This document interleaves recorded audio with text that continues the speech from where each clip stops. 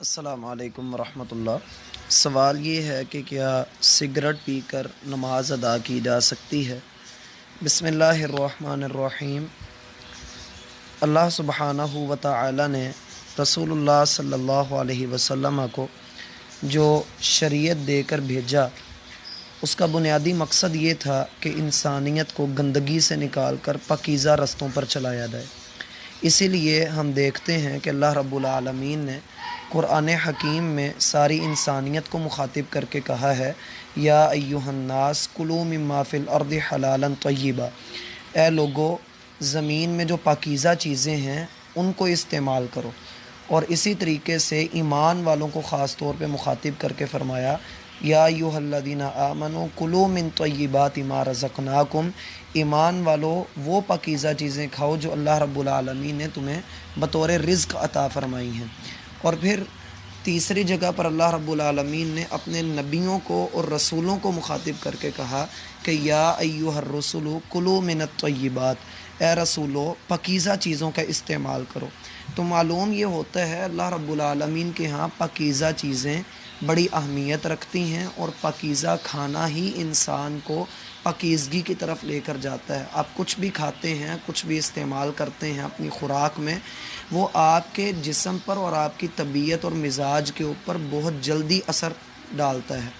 ایسی صورت میں ہم رسول اللہ صلی اللہ علیہ وسلم کی حیات طیبہ کا مطالعہ کرتے ہیں تو ہمیں پہلی بات جو اس موضوع پر نظر آتی ہے وہ سورۃ الاعراف کی آیت نمبر 156 ہے۔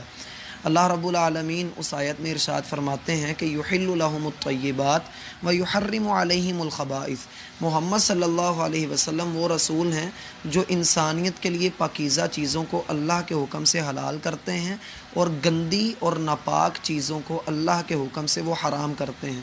اور اس بات پر سب کا اتفاق ہے، سارے مسلمانوں کا، سارے کافروں کا، کہ اس وقت جتنا بھی تمباکو ہے یا سگریٹ ہے وہ صحت کے لیے ایک تو بہت زیادہ نقصان دہ ہے، دوسرا وہ گندی چیز ہے۔ اور کس قدر گندی چیز ہے کہ ہر سگریٹ کے پیکٹ کے اوپر لکھا ہوا ہوتا ہے کہ یہ منہ کے کینسر کا یا پھیپھڑوں کے کینسر کا سبب بنتا ہے، اور ساتھ میں تصاویر بھی بنائی ہوئی ہوتی ہیں۔ تو جو چیز نقصان دہ بھی ہو اور گندی بھی ہو، اس کا مکروہ ہونا یا اس کا جائز ہونا کیسے ہو سکتا ہے؟ اللہ رب العالمین نے جب ایک چیز کے متعلق واضح کر دیا کہ اس کے اندر یہ خوبیاں پائی جائیں گی، تو پھر آپ اسے حرام کہیں گے، پھر آپ اس کی تھوڑی مقدار لے لیں یا بڑی مقدار لے لیں، اس نے حرام ہی رہنا ہے۔ لہٰذا اول بات تو یہ ذہن میں رکھ لیں، اس کی پہلی دلیل سگریٹ کے حرام ہونے کی یہ ہے کہ ایک تو یہ گندا ہے، جس کو اللہ رب العالمین نے آیت نمبر سورۃ الاعراف کی آیت نمبر 156 میں واضح کر دیا کہ نبی صلی اللہ علیہ وسلم گندی چیزوں کو حرام کرنے کے لیے آئے ہیں۔ اور دوسرا یہ ہے کہ یہ نقصان دہ چیز ہے، اور سارے اس کے اوپر متفق ہیں، اور اس کے جو ہے وہ نقصانات اس کے فوائد سے بہت بڑھ کر ہیں۔ پھر دوسری بات یہ کہ رسول اللہ صلی اللہ علیہ وسلم نے منع فرمایا ہے کہ کچا لہسن اور کچا پیاز کھا کر آپ مسجد میں نہ آئے۔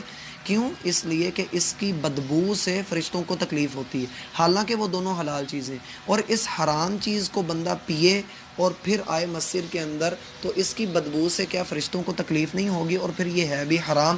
تو وہ حلال چیز کھا کر مسجد میں آنے سے منع کر دیا کہ آپ اس کی بو زائل کر کے آئیں، کجا یہ کہ بندہ حرام چیز کھا کر آئے۔ اور پھر اس میں تیسری چیز یہ ہے کہ ہم نے ابھی ذکر کیا کہ یہ منہ کے کینسر کا سبب بنتا ہے، اور منہ کا کینسر اللہ رب العالمین نے منع کیا ہے کہ وَلَا تُلْقُوا بِأَيْدِيكُمْ إِلَى التَّهْلُكَةِ، اپنے ہاتھوں سے اپنے آپ کو قتل نہ کرو۔ اور یہ قتل کا ایک ذریعہ ہی ہے، یہ خودکشی کا ایک ذریعہ ہے۔ گویا انسان دو گناہ ایٹ اے ٹائم کر رہا ہے، ایک تو قتل کر رہا ہے اور دوسرا خودکشی کر رہا ہے۔ تو رسول اللہ صلی اللہ علیہ وسلم کا فرمان ہے کہ جس کسی نے اپنی جان کو قتل کیا، کل قیامت کے دن وہ اپنی جان کو اسی آلے کے ذریعے اور اسی چیز کے ذریعے قتل کرتا رہے گا۔ ایون کہ اگر کسی نے زہر پیا تو قیامت والے دن اس کے ہاتھ میں زہر کا پیالہ ہوگا، وہ اسے پیے گا، مرے گا اور دوبارہ زندہ ہو جائے گا۔ پھر وہ پیے گا، پھر مرے گا، یہ اس کی قیامت تک سزا ہوگی۔ جس کسی نے اپنے آپ کو کسی اونچی جگہ سے گرا کر ہلاک کیا، اسے اللہ رب العالمین ایسی اونچی جگہ پر جہنم میں کھڑا کریں گے، وہ بار بار گرے گا، بار بار مرے گا، بار بار زندہ ہوگا۔ اور اسی طریقے سے کسی نے اپنے آپ کو کسی آلے سے قتل کیا تو اس کی بھی یہی کیفیت حالت ہوگی۔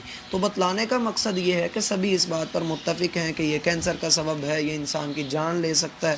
تو اتنے زیادہ معاملات کے بعد بھی اگر اس کو کوئی مکروہ کہے یا اس کے جواز کا کوئی ذریعہ نکالنے کی کوشش کرے تو یہ کہہ لیں کہ وہ بندہ اپنی عادت سے مجبور ہے اور وہ سیدھے راستے پر نہیں آنا چاہتا، وگرنہ قرآن و سنت کے بے شمار دلائل سے اور اللہ رب العالمین کے فرامین سے، اہل علم کے اقوال سے یہی بات زیادہ واضح ہوتی ہے کہ یہ چیز حرام ہے، لہٰذا اس سے پرہیز ہی بہتر ہے۔ اور اللہ رب العالمین پاکیزہ لوگوں کی نیکیوں کو ہی قبول کرتا ہے، جیسا کہ اللہ کے رسول صلی اللہ علیہ وسلم کا فرمان ہے، ان اللہ طیب لا یقبل الا طیبا، اللہ رب العالمین پاکیزہ ہے، پاک ہے، اور وہ پاکیزہ چیز کو ہی قبول کرتا ہے۔ تو انسان اس گند کو اپنے آپ سے دور کرے اور اللہ رب العالمین کے قریب ہو۔ اللہ ہم سب کا حامی و ناصر ہو۔